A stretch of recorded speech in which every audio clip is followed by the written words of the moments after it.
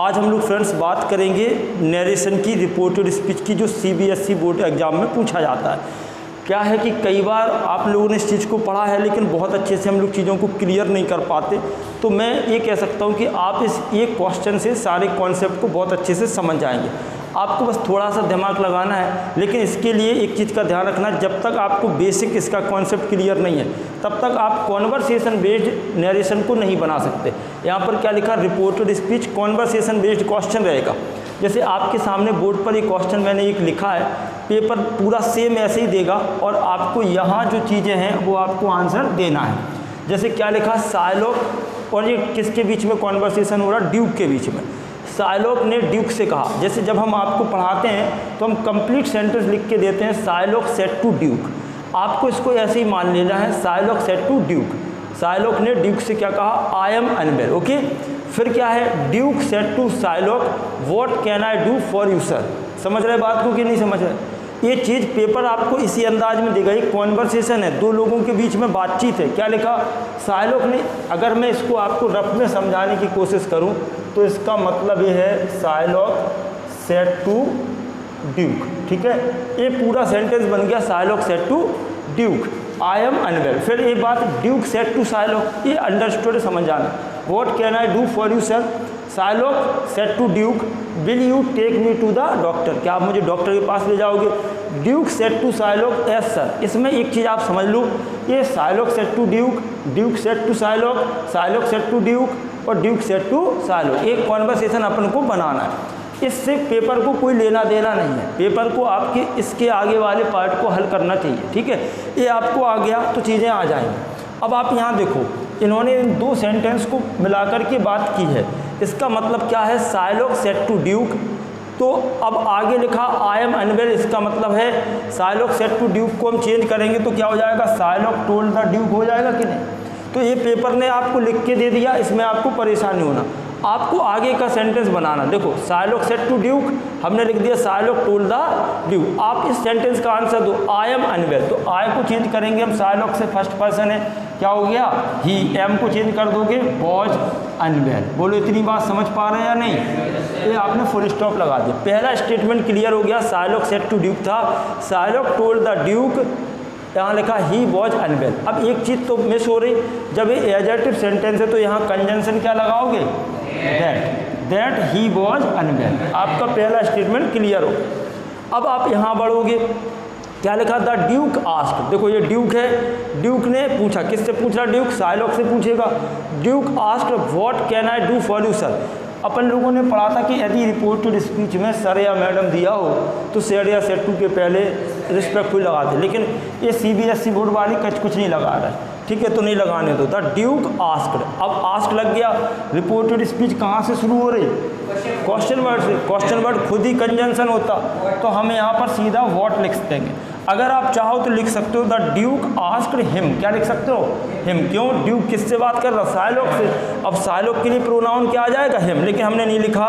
The Duke asked what, अब what conjunction बन गया, सिंपल बनाओ। सिंपल बनाओगे, आई को चेंज करोगे, ड्यूक से क्या हो जाएगा, ही। कैन का हो गया could, he could do for, और यू को चेंज करो, यू किससे चेंज होगा, ड्यूक ने साइलोक से बात कही तो यू ऑब्जेक्ट है, तो यहाँ आ गया है। ये आपका हो, दो बातें समझ में आई। ये पूरा कॉन्वर्सेशन तैयार हो रहा। अब देखो क्लियर बात आ रही, Shylock told the Duke that he was unwell. Shylock ने ड्यूक से कहा ही वॉज अनवेल, वह अनवेल था।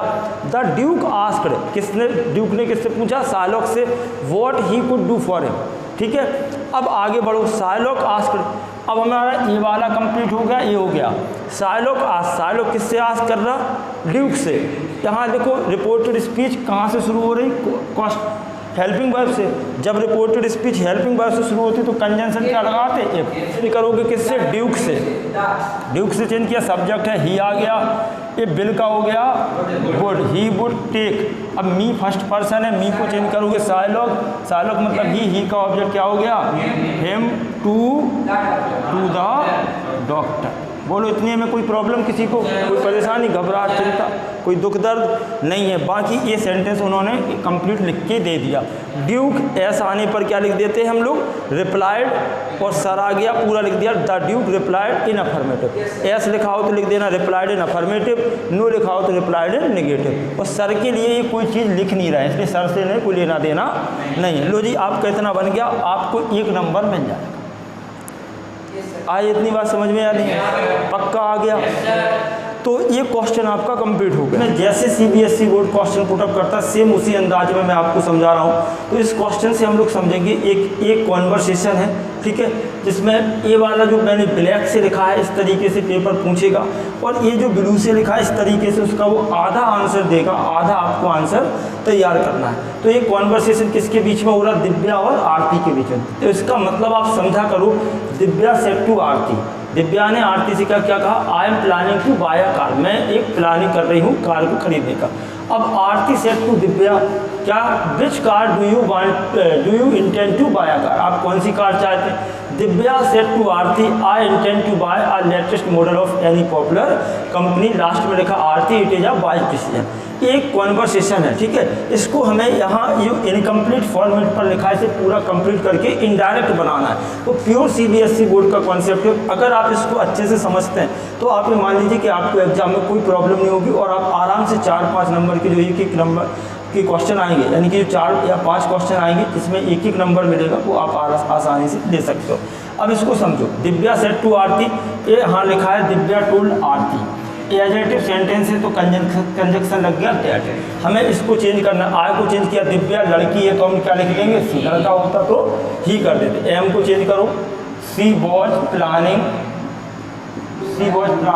To buy a car. ये फर्स्ट वाला स्टेटमेंट आपका कंप्लीट हो गया, ठीक है। आगे बढ़ेंगे, आरती सेड टू दिव्या, हमें इससे कोई मतलब नहीं है, यहाँ इन्होंने लिख दिया देन आरती आस्क्ड हर, क्योंकि यहाँ सेड टू है और ये यहाँ सेड टू मैं जो बोल रहा हूँ आरती सेड टू दिव्या। अब यहाँ इंटरोगेटिव सेंटेंस है तो सेड टू किस में चेंज हो जाएगा, आस्क्ड में। उन्होंने ये सब पहले ही करके दिया, देन आरती आस्क्ड हर। अब हम कंजक्शन क्या लिखेंगे, विच को हमने कंजक्शन बनाया, सिंपल बनाओगे, which car do you intend to bye.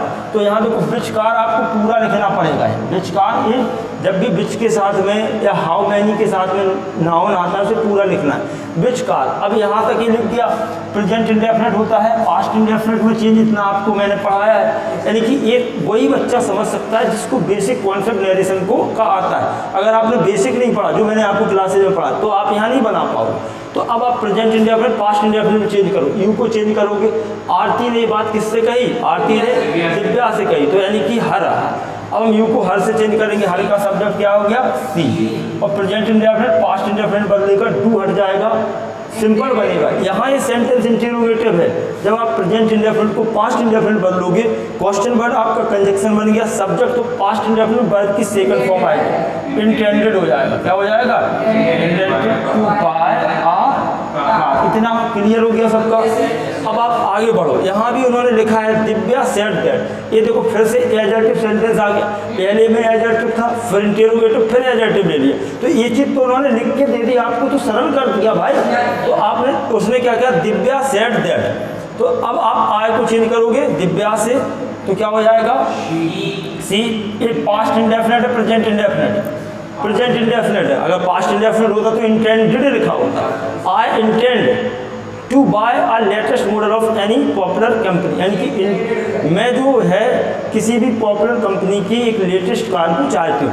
आई को चेंज किया आपने दिव्या से, प्रेजेंट इंडेफिनिट बदल दो, पास्ट इंडेफिनिट इंटेंडेड हो गया, she intended to buy a latest model of any popular company. हकीकत बताना, सच में मज़ेदार तरीके से समझ में आ रहा है या नहीं आ रहा। हाँ, लेकिन मैं बार बार कह रहा हूँ, अगर आपने बेसिक कॉन्सेप्ट नहीं पढ़ा तो नहीं आएगा, तो आपको पहले बेसिक समझना ही पड़ेगा, इसी तभी आप चीज़ों को बेहतर ढंग से कर सकते हैं। आरती, अब यहाँ देखो आरती एडजेक्टिव सेंटेंस पर लिखा है, आरती सेड दैट। ये तो फॉर्मेलिटी पेपर तो मैं करके दे रहा, तो मैं तो जो आगे की कहानी वो करना है।